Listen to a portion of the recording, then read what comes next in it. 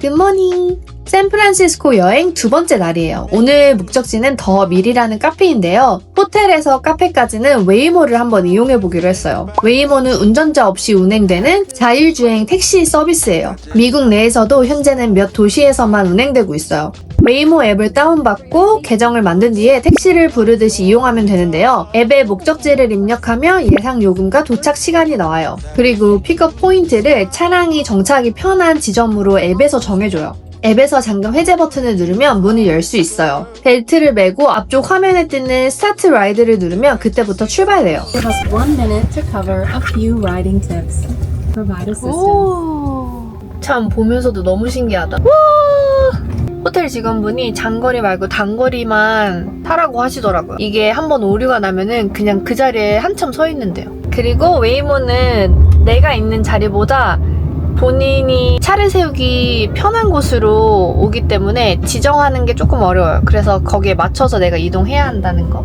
알고 탔지만 운전석에 사람이 없는데도 차가 알아서 멈추고 가고 또 목적지까지 데려다 주는 게 너무 신기하더라고요. 저는 웨이모가 기사님과 직접 마주치지 않으니까 편하기도 하고 재미도 있어서 샌프란시스코 여행을 하는 동안 꽤 많이 이용을 해봤는데요. 보통 우버보다는 조금 더 비싸더라고요. 그래서 예약하시기 전에 우버 가격이랑 꼭 비교해보시고 웨이모는 샌프란시스코에서 해보는 하나의 액티비티라고 생각하면 탈만한 것 같아요. 웨이모를 타고 도착한 곳은 더밀이라는 카페예요.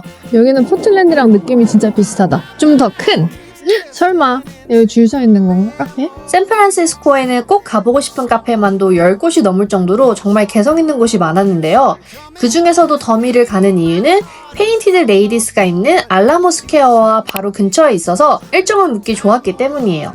밖에서 봤을 때부터 창이 크고 내부가 밝게 오픈된 분위기라 좋았어요. 더밀은 커피와 함께 빵도 같이 운영되는 곳인데 빵을 만드는 조시 베이커는 레시피북이랑 베이킹 수업도 할 만큼 샌프란시스코에서 알아주는 빵 전문가인 것 같아요. 보시다시피 매장에서 직접 사워도우랑 토스트도 만들고요. 여기는 화려한 카페라기보다는 편안하고 따뜻한 동네 베이커리처럼 느껴졌어요. 제가 좋아하는 포틀랜드의 카페들과도 분위기가 비슷하더라고요. 이른 아침이었는데도 사람이 정말 많아서 주문하려고 줄을 섰고요. 실제로 가보면 시끌시끌한 분위기라 조용한 작업을 하는 그런 카페는 아니니까 참고해 주시고요. 그런데 영상을 만들면서 정보를 확인하다가 슬픈 소식을 들었는데요. 정말 얼마 전에 더밀 내부에서 큰 화재가 발생했대요. 현재는 임시로 운영을 중단한 상태예요. 찾아보니까 정말 큰 화재더라고요. 다행히 다친 사람은 없다고 하고 아직 수습 중이라 오픈이 조금 늦어질 것 같아요. 댓글들을 보면 로컬 분들이 얼마나 아끼던 카페인지 느껴지더라고요. 1일차에 맛있게 먹었던 피자집도 그렇고 더밀도 이렇게 화재로 운영이 중단된 걸 보니까 식음료 비즈니스는 진짜 예상하기 어려운 변수가 정말 많은 사업인 것 같아요.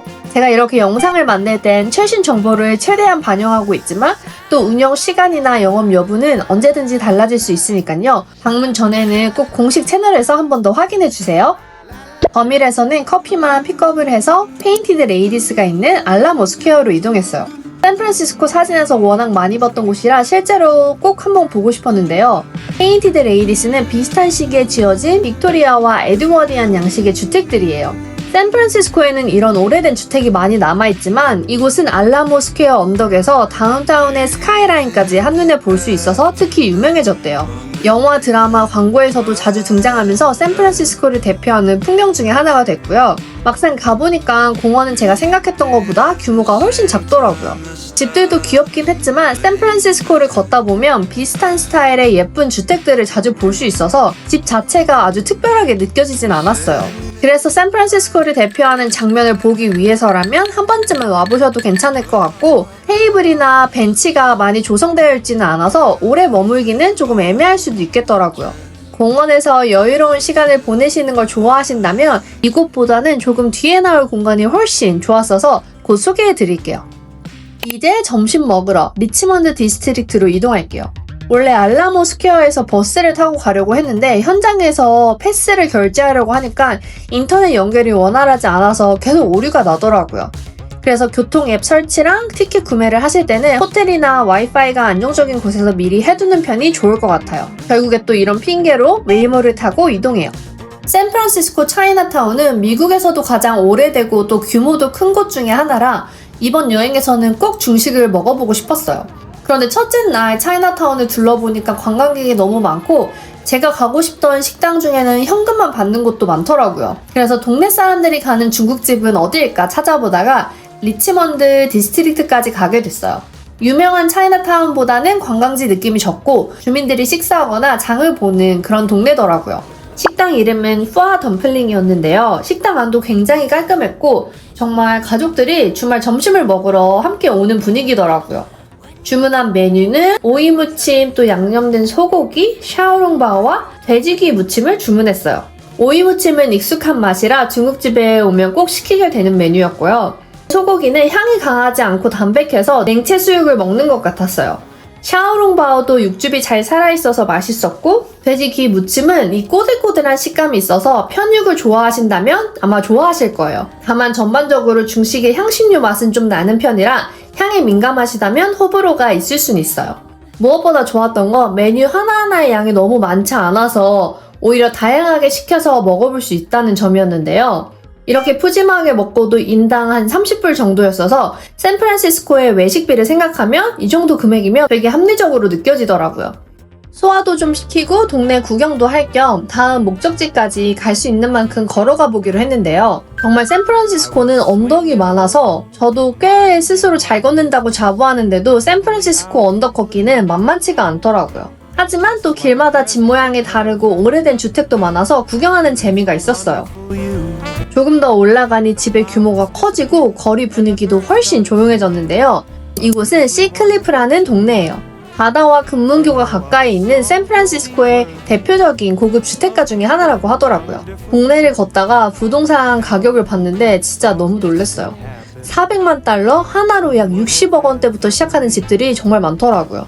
시클리프를 걷다 보니까 물놀이 용품이랑 피크닉 짐을 들고 바다 쪽으로 내려가는 사람들이 계속 보이더라고요. 그래서 어디로 가는지 한번 보니까 아래쪽에 차이나 해변이 있더라고요. 멀리서만 봐도 해변과 또 주변 절벽이 어우러져서 되게 아늑하고 너무 예쁘더라고요. 시간이 더 있었다면 간단한 음식이랑 커피를 가져와서 바다를 보면서 쉬어도 정말 좋았을 것 같아요.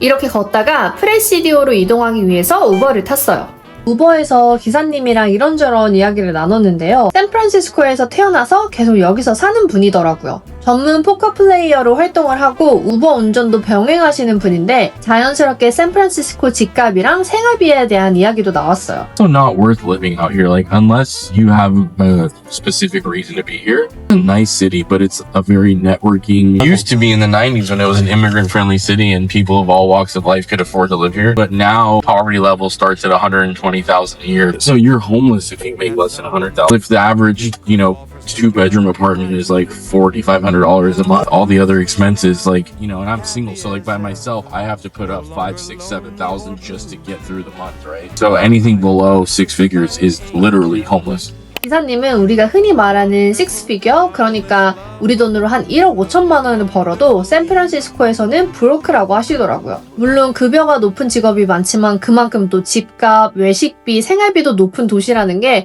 또 체감이 되더라고요. 우버를 타고 도착한 곳은 프레시디오예요. 처음에는 이곳에 스타워즈 영화를 만드는 루카스 필름과 요다 분수가 있다고 해서 보러 왔는데 실제로 가보니까 주변 공원이랑 캠퍼스까지 함께 둘러보기 정말 좋더라고요. 프레시디오는 스페인어로 요새나 군사지를 뜻하는데요. 이곳은 오랫동안 군사기지로 사용됐고 지금은 공원과 역사지구로 운영되고 있어요. 그래서 일반적인 도심 공원과는 또 조금 다른 분위기예요. 약간 대학교 캠퍼스 같은 느낌이랄까요? 아침에 보고 왔던 알라모 스퀘어보다 공간이 훨씬 넓고 피크닉하기에 시설도 잘 갖춰져 있어서 개인적으로는 이곳이 훨씬 와볼만 하다고 생각했어요. 공원을 걷다가 기념품을 살 수 있는 스토어도 발견했는데요. 스타워즈나 인디아나 존스 같은 굿즈부터 자체 와인도 판매하고 있더라고요. 그래서 스타워즈를 좋아하신다면 함께 둘러보셔도 좋을 것 같아요. 저는 여기서 마음에 드는 모자를 하나 샀는데요. 여행 후에도 자주 쓰고 있어서 개인적으로는 정말 잘 산 기념품이었던 것 같아요.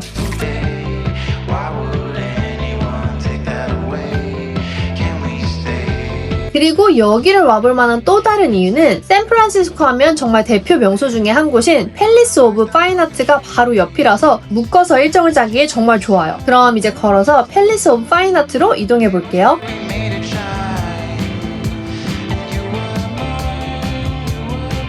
나무 사이로 건물이 조금씩 보이기 시작했는데요. 가까이 갈수록 규모가 정말 크더라고요. 사진으로 봤을 때도 아름답다고 생각했지만 실제로 시야에 거대한 기둥부터 돔까지 가득 채워져서 훨씬 압도적이었어요. 이름만 보면 왕궁이나 오래된 유적처럼 느껴지지만 실제로 궁전은 아니고요. 1915년에 샌프란시스코에서 열린 파나마 퍼시픽 박람회에서 미술작품을 전시하기 위해서 만든 건축물이에요. 당시에 박람회는 파나마 운하 개통을 기념하는 행사이기도 했지만 1906년에 대지진과 화재를 겪은 샌프란시스코가 다시 회복됐다는 것을 세계에 보여주는 의미도 있었다고 해요. 박람회가 끝나면 철거할 임시 건물로 처음엔 만들어졌는데 너무너무 예쁜 공간이에요. 진짜 사진 찍는 사람들 많이 보이시죠?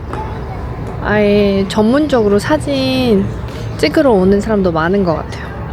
시민들이 이곳을 굉장히 좋아해서 지금까지 보존되고 있고요. 지금 보이는 이 구조물은 이후에 더 튼튼한 재료로 다시 지은 모습이라고 해요. 건물 주변에 큰 연못도 있어서 또 정말 아름다웠어요. 제가 갔을 때는 웨딩 촬영이나 인물 사진 찍는 분들도 정말 많더라고요. 한 바퀴 둘러보고 사진까지 찍는다면 한 30분 정도이면 충분할 것 같아요. 입장료 없이 둘러볼 수 있다는 점도 좋았고요. 다만 팰리스 오브 파인아트는 넓은 야외 공간이기 때문에 편의시설이 있지는 않아서 커피나 간단한 간식 또 화장실이 필요하다면 플래시드웨이에서 미리 갔다 온 뒤에 오면 딱 좋을 것 같아요. 이렇게 둘러본 뒤에는 저녁을 먹으러 이동을 했는데요. 지금 가고 있는 곳은 예약을 몇 달 전부터 찾아왔는데 주말에 가능한 시간이 거의 없어서 오픈 시간에 맞춰 워크인을 도전해 보려고요. 기사님이 목적지를 보시고는 자기도 기념일마다 가족들이랑 항상 가는 곳이라고 하시더라고요. 여기는 하우스 오브 프라임 리비라는 곳이에요. 평일에는 오후 5시, 주말에는 오후 4시에 문을 열어요. 지금 오후 8시 18분이고 4시에 문 여는데 줄이 한 10팀 정도 서 있는 것 같아요. 저까지 얼마나 걸리는지 볼까요? 오픈이 되어서 들어갔고 바 자리도 괜찮다면 바로 들어갈 수 있다고 하셔서 바로 예스 했어요. 이곳은 1949년에 문을 연 샌프란시스코의 오래된 프라임립 전문점인데요. 일반 스테이크처럼 고기를 한 조각씩 팬에 굽는 방식이 아니라 소갈비 부위를 통째로 숙성한 뒤에 오븐에서 굽는데요. 다 구워진 고기는 커다란 스테인리스 카트에 담아서 테이블까지 오고요. 원하는 굽기와 크기에 맞춰서 자리에서 바로 잘라줘요. 먹어보니까 육즙이 많고 굉장히 부드럽고요. 맛으로만 보자면 맛있는 고기향이 나는 촉촉한 수육 같은 맛이었어요. 저는 우버 기사님이 추천한 잉글리시 컷을 주문했고요. 또 다른 건 기본 사이즈인 하우스 컷을 주문했어요. 잉글리시 컷은 고기를 얇게 썰어서 여러 장을 썰어주시는데 이것도 양이 꽤 많아요. 그리고 기본으로 나오는 샐러드와 감자 또 요크셔 푸딩까지 먹으니 아마 양으로는 부족하다고 생각하시지 않을 거예요. 요크셔 푸딩은 달콤한 디저트가 아니라 밀가루와 달걀 반죽을 고기 기름에 구운 약간 빵 같은 사이드 디시예요. 약간 와플빵? 아니면 계란빵 같은 맛이었어요. 고기는 물론이고 전체적인 음식 퀄리티도 좋았지만 진짜 인상적이었던 건 서비스였어요. 사람도 많고 직원분들도 굉장히 바쁜데도 각 테이블의 식사가 거의 끊기지 않고 착착 진행이 됐어요. 서비스가 빠르다고 해서 급하거나 대충하는 느낌이 아니라 직원분들이 너무 익숙하게 프로페셔널하게 움직여서 식사 전체가 잘 짜여진 공연처럼 느껴지더라고요. 여행 중이라면 이렇게 바 자리에 앉아서 분위기를 느껴보는 것도 꽤 재미있는 경험이 될 것 같아요.